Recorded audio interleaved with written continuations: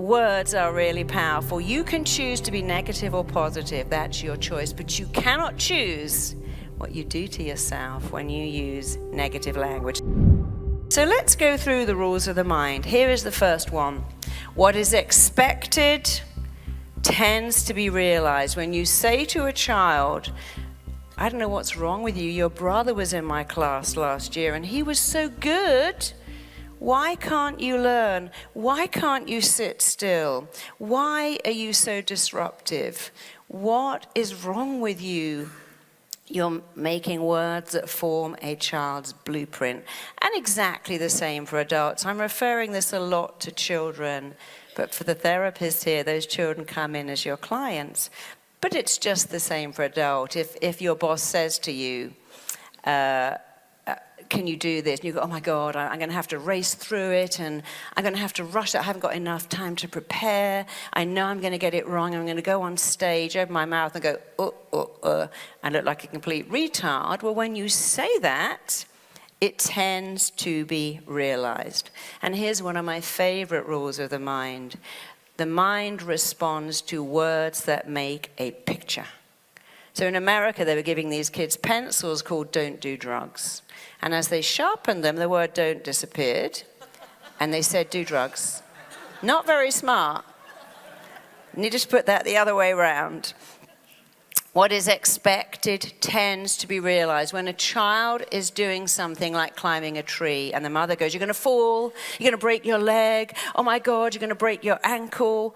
You can make that happen. And when you say to the child, now, I know you're climbing the tree. Look where you're putting your hands. Look where you're going to place your feet. Focus on what you're doing. That will be realized. So in powerful language, you can never say, you're going to fall, you're going to mess that up, you're going to ruin everything. That's just not going to work out. You have to say the opposite. Okay, I've only got 10 minutes to prepare my speech. I only need 10 minutes.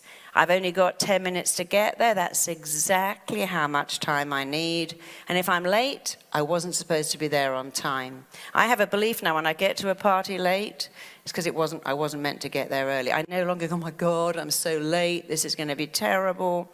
In fact, I was recently going in a cab across town to get a train to work with a football team.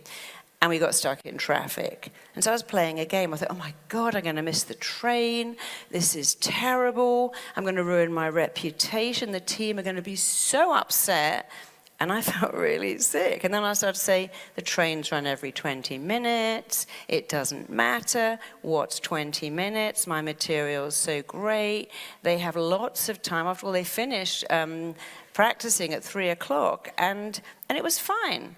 So all the way there, I was playing a game, and I actually got the train on time, but they really wouldn't have minded. But I could have ruined my day, made myself panicky and sweaty by going, oh my God, I haven't got enough time, and now it's all ruined. And it's never ruined. You can come back from anything. And then I worked with a client who had cancer and had to go into this MRI scanner. And every time I saw him, he said, I can't do it. I can't get in that scanner. And he said, well, I feel like I'm in my coffin. I feel like it's a premonition of my death.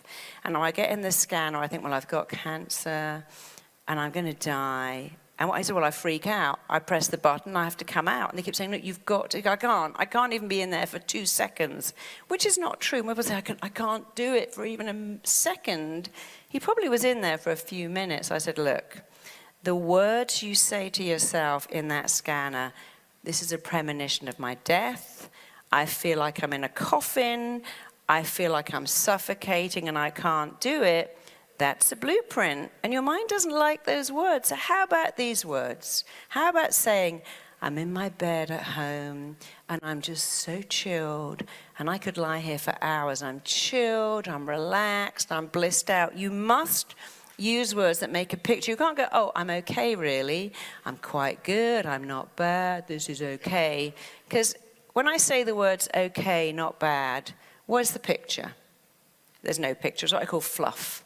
When you say I'm chilled, I'm blissed out, I'm ecstatic, I'm just lying here and I could do this for hours. It's just so cool. The mind goes, you're right. And when you go, I'm in a coffin and I'm suffocating, the mind goes, you're right. See, here's the great thing. You can choose any words you like. You can go, well, we're all going to be negative, and this half's going to be positive. That's your choice. You know what you can't choose? What you do to yourself when you say, I'm an idiot, I'm a moron, I'm a retard, I've got rocks for brains, everything goes wrong. Who would ever like me? I've got cellular, I'm a single parent, I've got no chance. Blah, blah, blah. I didn't go to college, so I couldn't possibly do what you do. I got kicked out of college, by the way, so you can definitely do what I do. And it was the best thing that ever happened to me. I can look at my life and say being fired, being dumped, and being kicked out of college, thank you, God, for putting that up to me, because it changed my life. It was the best thing. Rejection has been one of the best things that ever happened to me. Being the least favorite kid, if I could have my life again, I'd go back and be the least favorite kid, because I thought, I'm going to show my parents that I'm something. And if I was the favorite, I wouldn't have done that. I would have had a totally different life. So with my client, I was saying, these words are really important. So he got in the scanner, he stayed there for hours. And he said that when he came out, all the nurses and doctors came in and gave him a standing ovation. He said it was more powerful than his last business deal because he felt so good. Some years later, I had to go in a scanner. I thought, well, I'm just going to play with this. I love playing with words. So I lay there, and I was going, I'm so chilled. This is so good. How many of us would say, I'd love 20 minutes to myself? Well, here I am. 20 minutes to myself. I can lie here and do nothing. No one's going, can you proof this copy? Can you answer this email? Can you speak to this client? My daughter's going, Mummy, my boiler's broken in my apartment. Can you come over right now and fix it? I had 20 minutes to myself. And I was going, I'm so chilled. And then I thought, let's do the opposite. So I was going, I'm in a coffin. I've got claustrophobia. I feel like I'm trapped. And all the buzzers went off, and I didn't even know I was moving. And then they speak to her, like, Marisa, you have to lie completely still. Stop moving. So I had to go back into I'm chilled, I'm ecstatic, I'm blissed out. And I love doing that. And it's a really good thing to do to yourself. I'm late, I've ruined everything. I have all the time I need. You see, you have a choice. Every day you get to choose how to speak to yourself. But you know what you don't get to choose? What you do to your body when you say, I'm an idiot. I knew I'd mess that up. I knew that relationship wouldn't work. I've been waiting for it to go wrong. In fact, the day we got married, I stuck stickers on all my stuff so that when we got divorced, there'd be no confusion. I was already planning the miscarriage. I didn't buy anything for my baby. I mean, who does that? Lots of people, apparently. They're all my clients, and they plan for stuff to go wrong. They say, I sent my kid to college, and I said, don't worry, you're probably going to hate it. Here's a credit card so you can get a return ticket back in a week's time. They plan it, and you don't want to plan it. You want to ban it.